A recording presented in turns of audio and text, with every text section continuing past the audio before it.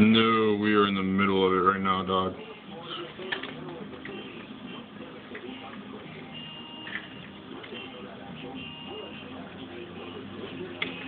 No, southern Madison. Yep. No, this storm literally spans the Midwest, man. The entire Midwest. It's just hitting the southern tip. Like, I am at the northern edge of the storm, and we're supposed to get about 12 to 18 inches tonight. And there are people still driving this shit. Typical Wisconsinites.